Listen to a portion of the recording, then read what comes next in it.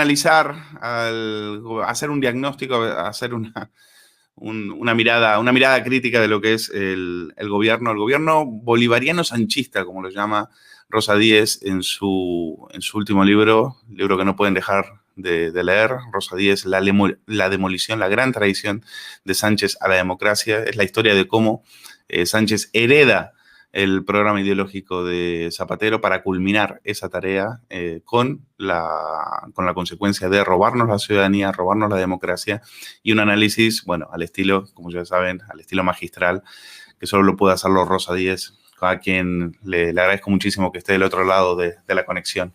Rosa, muchísimas gracias por estar con nosotros y enhorabuena por la salida, por la publicación de la demolición.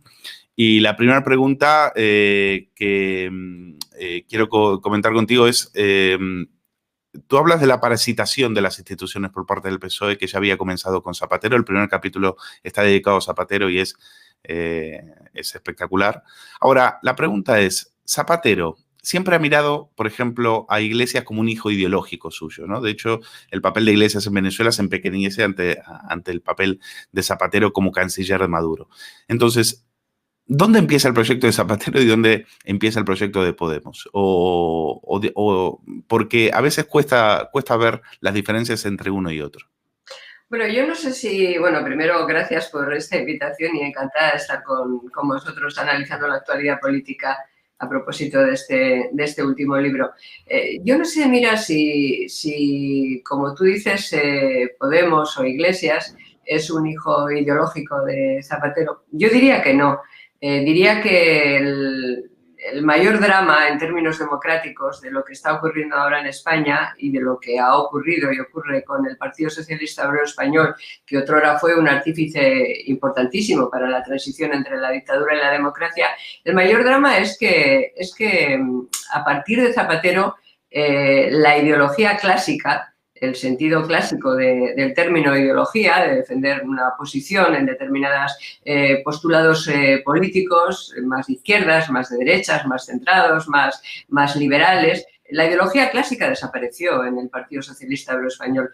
Zapatero fue el primero que abanderó la idea de que lo importante para el PSOE y para él a la cabeza era romper la cohesión entre españoles, romper la ciudadanía, la cohesión entre españoles, la igualdad entre ciudadanos, construir pequeñas patrias para liquidar la transición, para liquidar el sistema del 78 y para que con una España dividida la única ideología imperante fuera la ideología del poder.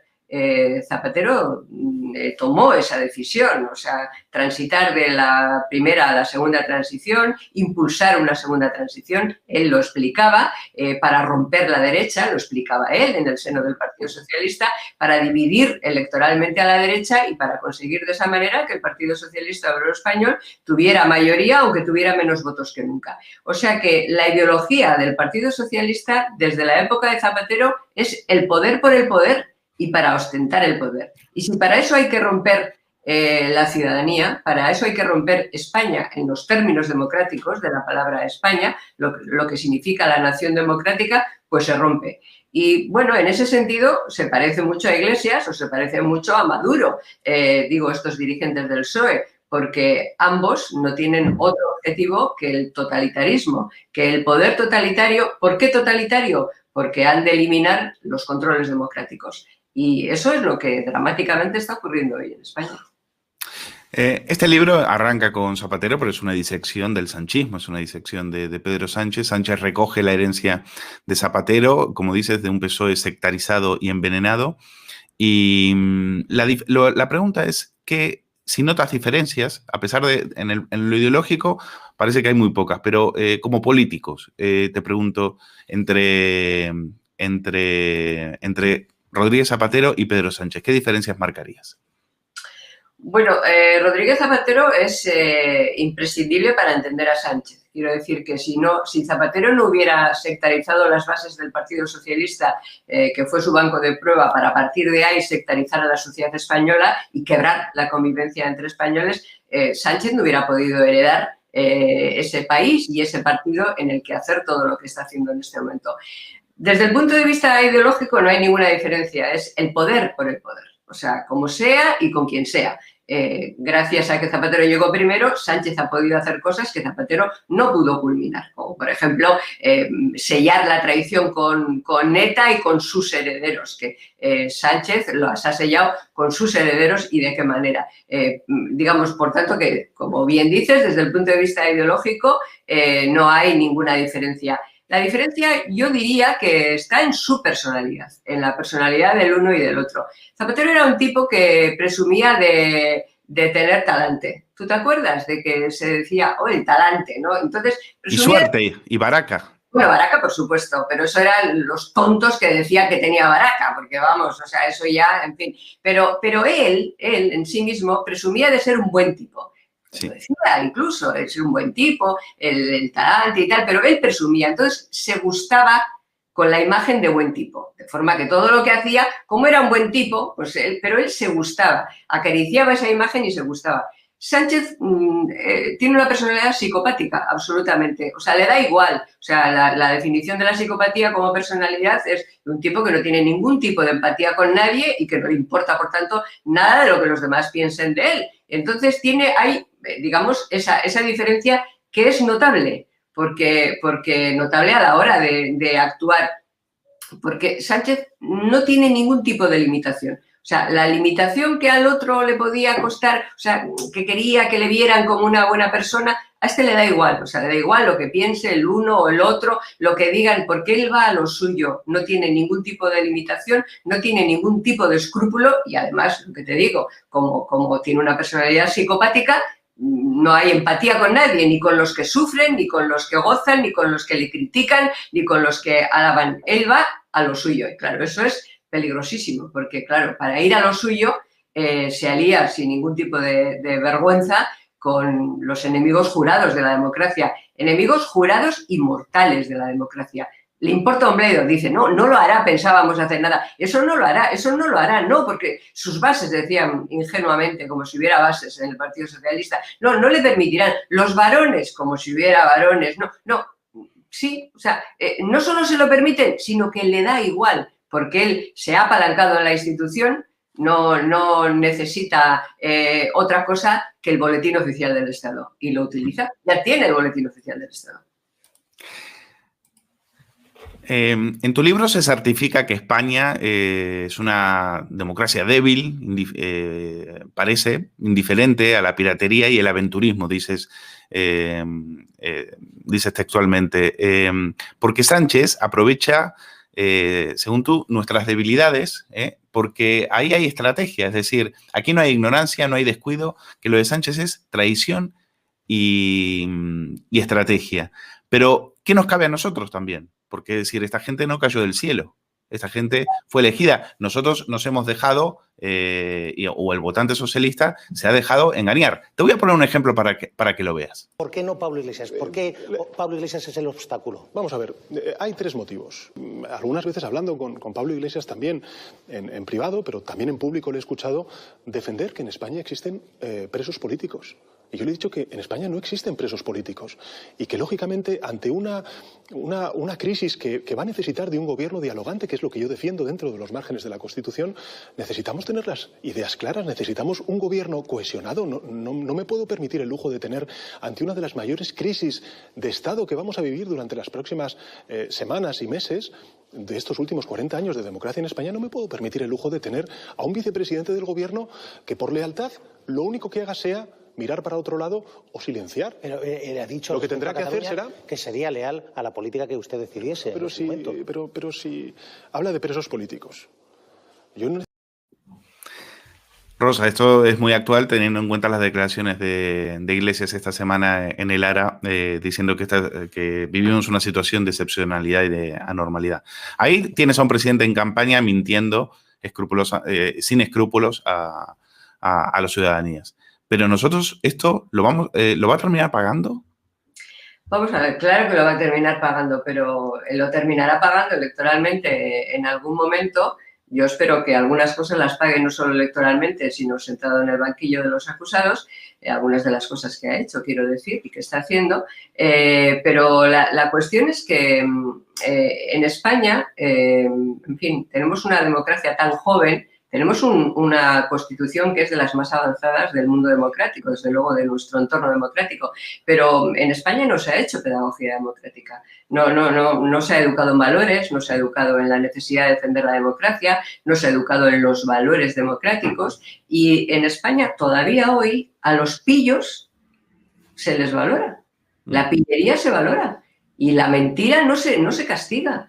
Si te descuidas, se premia. Y si no mientes y no te aprovechas de tu cargo, hay quien piensa que eres un estúpido. O sea, que realmente lo que eres es un inútil, ¿no? Entonces, se dice mucho que se valoran, en fin, la honestidad, la honradez y no sé qué, pero luego a la hora de la verdad y a la hora de ir a la urna te encuentras con que la gente más mentirosa, que hace de la mentira su forma de actuar, de la gente que engaña, pero que engaña por profesión y que engaña a conciencia, pues se les termina votando. Y entonces, pues Sánchez es un tipo que en ninguna democracia de nuestro entorno podría presentarse a las elecciones, porque ha engañado todo el tiempo, desde que llegó a la presidencia del gobierno. Llegó mintiendo en una moción de censura que era formalmente legítima, en fin, que se ajustaba a la letra de la Constitución, pero que vulneraba el espíritu de la Constitución, porque no era constructiva, era destructiva. Pero además de eso, llegó mintiendo, llegó diciendo que iba a convocar elecciones de forma inmediata y tal.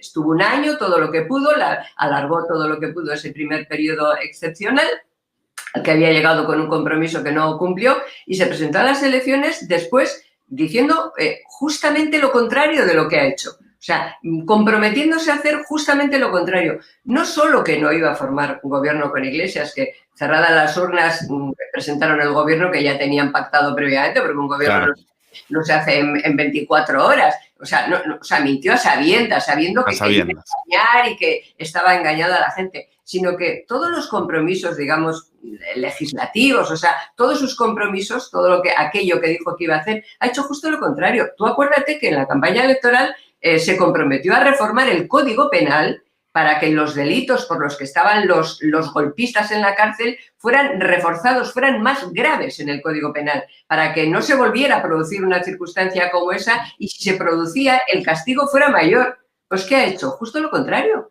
Prometió traer a Puigdemont. Bueno, claro, porque la Fiscalía ¿de quién es? ¿De quién es la Fiscalía? Bueno, pues ahora ya sabemos de quién es la Fiscalía. Ha nombrado fiscal general del Estado a una señora que acaba de ser ministra de Justicia y que se ha convertido en la defensora de grandes delincuentes, empezando por el gobierno de España. Entonces, un tipo que ha hecho de la mentira su forma de gobernar, del nepotismo, o sea, de mantenerse al margen de los controles democráticos, su forma de gobernar, todavía aparece en las encuestas como un tipo al que hay millones de personas que dicen que le van a votar.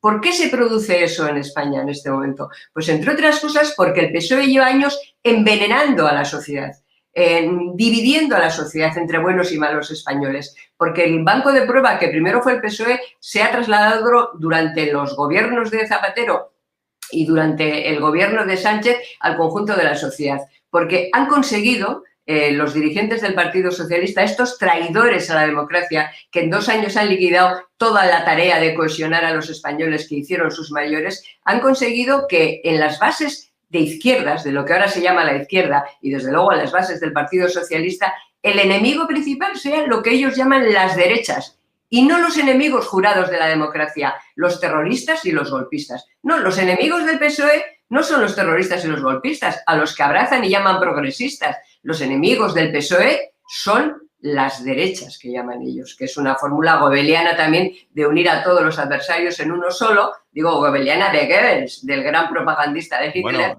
es que de hecho le dedicas un capítulo que es de los más interesantes, estudiando las recetas de Goebbels, cómo las ha aplicado Pedro Sánchez y sobre todo la perversión del lenguaje, me parece de lo más interesante del libro.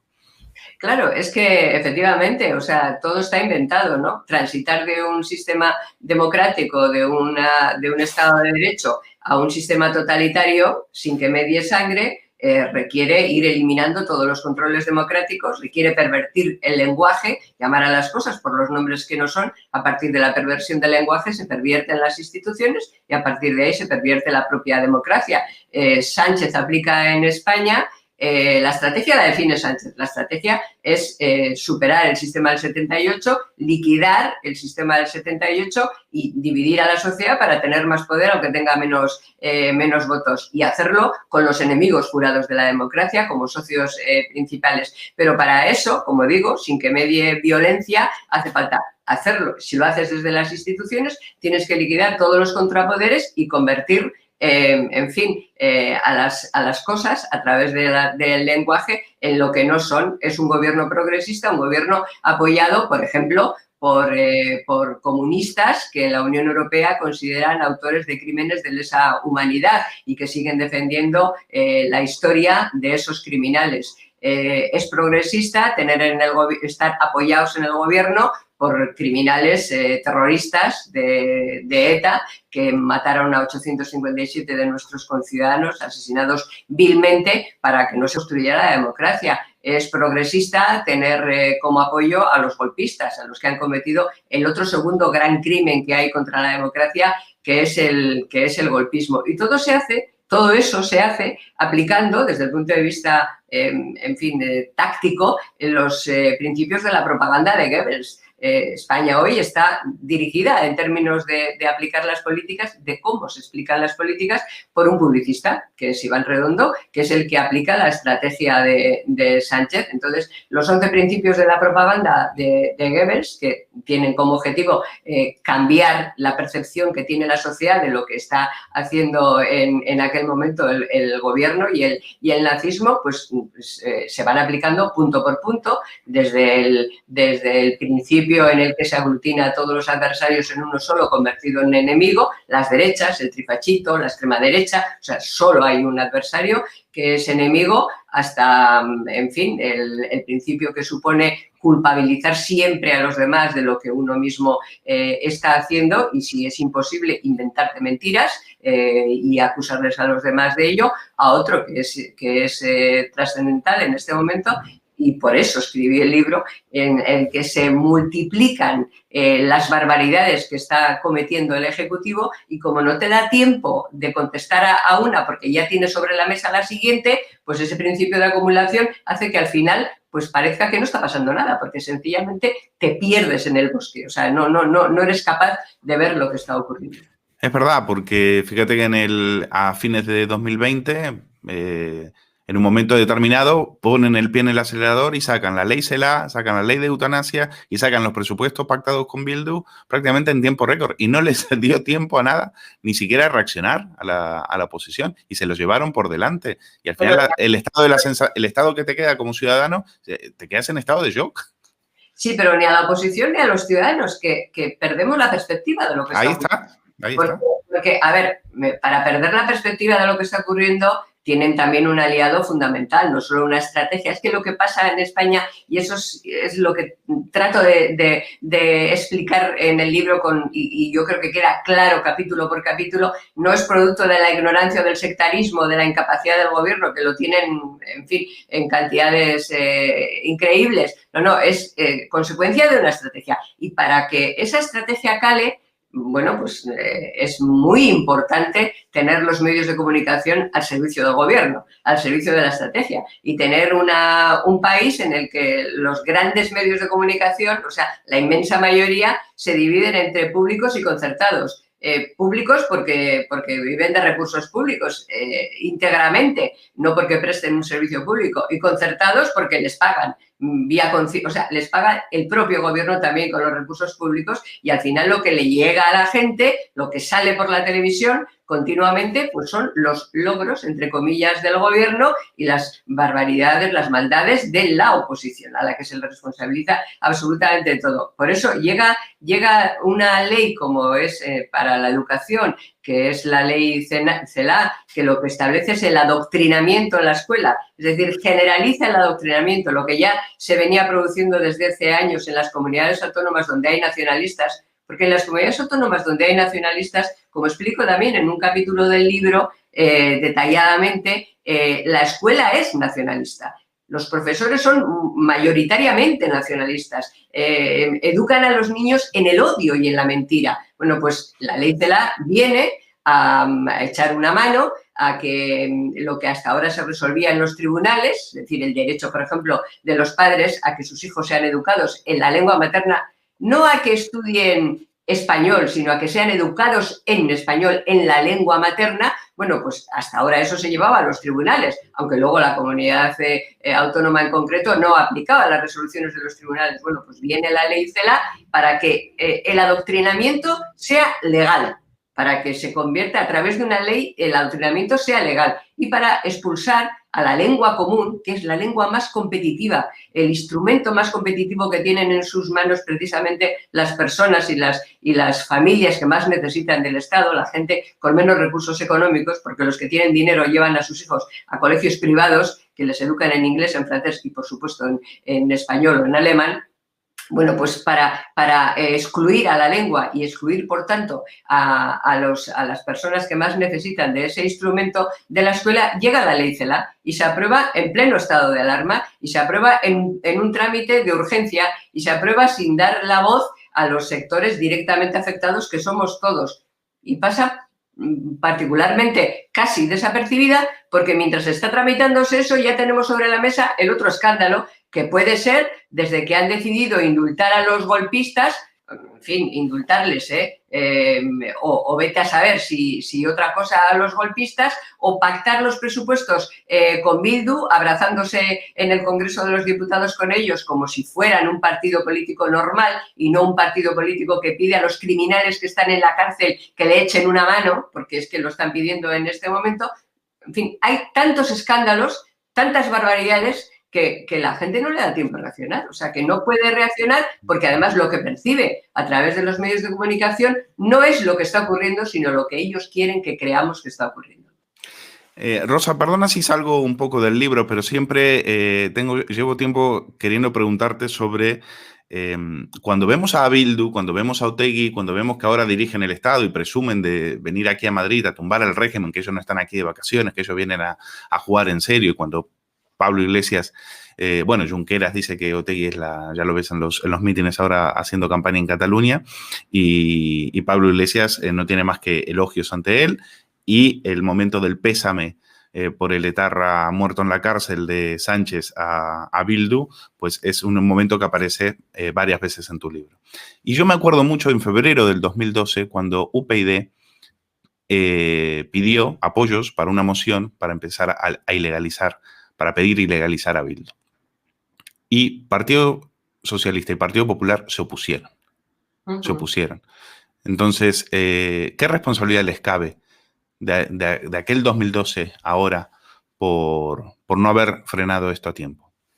Hombre, les cabe toda la responsabilidad, les cabe absolutamente toda. En ese momento gobernaba con mayoría absoluta el Partido Popular.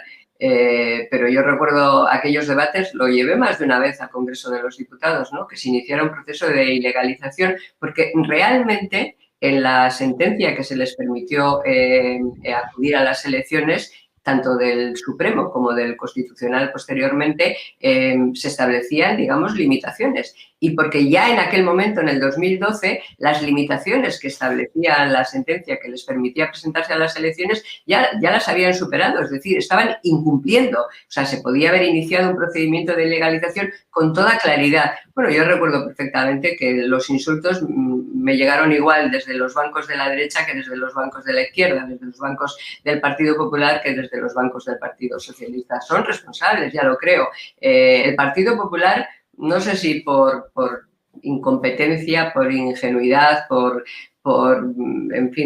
esta actitud siempre como de querer que les quieran los que realmente son enemigos de la democracia o que les quieran los medios de comunicación que están al servicio del Partido Socialista, por complejo, no sé si por todo eso junto, en todo caso por una irresponsabilidad, y el Partido Socialista Obrero Español porque era su estrategia. El Partido Socialista Obrero Español, desde la época de Zapatero, quiso hacer la segunda transición con los enemigos de la democracia y expulsar a la derecha de esa segunda transición. Y para hacer esa segunda transición con esos aliados necesitaban limpiar la historia de esos aliados enemigos mortales de la democracia, porque su objetivo, como lo está haciendo ahora Sánchez, es hacer sus pactos y dibujar el modelo del futuro del país con los enemigos jurados y mortales de la democracia. Por eso tiene que limpiar la historia de esa gentuza, porque son sus aliados y porque ha decidido hacer con ellos, definir y diseñar con ellos el futuro de España. Entonces, unos por acomplejados, irresponsables, y otros porque obedecen a su estrategia, pues no hicieron lo que democráticamente tenían la obligación de haber hecho. Bueno, la última pregunta, Rosa, me gustaría dedicarla a eso que tú siempre has pedido, que es hacer pedagogía democrática. Siempre has dicho que la democracia no es algo que tenemos que dar por garantizado, que es algo que hay que pelear, que hay que defender día a día. ¿Y qué hacemos los ciudadanos? Es decir, ¿qué hacemos ahora? ¿Qué nos queda a nosotros ante el avasallamiento de nuestras libertades, ante la presencia de un gobierno casi despótico y que encima tiene la suerte de controlar los medios de comunicación? ¿Cómo nos defendemos ante eso?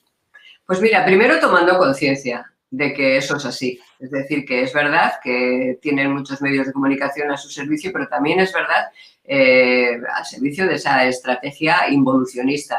Pero también es verdad que tenemos muchos más instrumentos hoy, cada uno de nosotros, cada uno de los ciudadanos, para enterarnos de lo que está ocurriendo de verdad, ¿no? Para llegar a la información.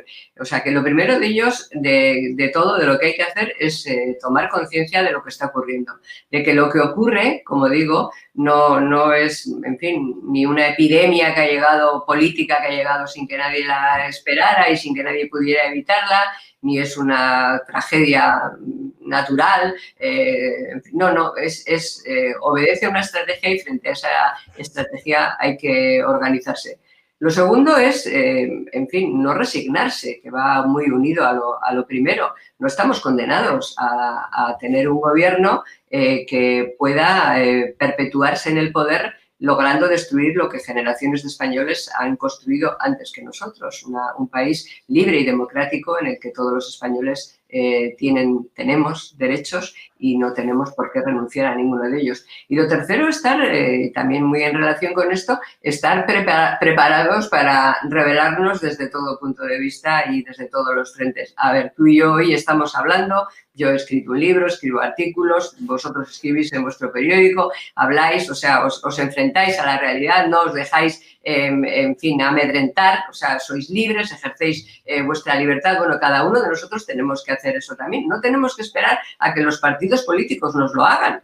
Ellos harán, los partidos harán lo que crean que tienen que hacer en cada momento y a lo mejor tenemos que tomarles de la solapa y obligarles a comportarse. Pero nosotros, cada uno de nosotros como ciudadanos, tenemos que estar dispuestos a reaccionar, a defender nuestras instituciones, a defender nuestros derechos, a defender nuestra democracia. Y eso hoy lo tenemos que hacer de una manera, digamos, pues muy limitada, porque estamos en pleno proceso de pandemia, porque estamos en nuestra casa, porque yo no puedo estar sentada contigo hoy ahí charlando, tengo que hacerlo desde mi casa, porque tenemos muchas limitaciones a nuestras libertades, más allá de las propias de la pandemia, las que nos ha impuesto el gobierno de Sánchez, pero más bien pronto que tarde podremos salir a la calle.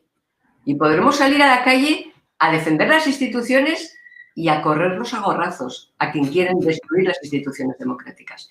Lo hicimos en el pasado, tuvimos que hacerlo. Al margen de que los partidos en el Parlamento y en el Congreso de los Diputados hicieran una cosa u otra, si no salió adelante el Plan Ibarretxe, y quiero recordarlo, como una reforma del Estatuto, fue porque la gente salió a la calle.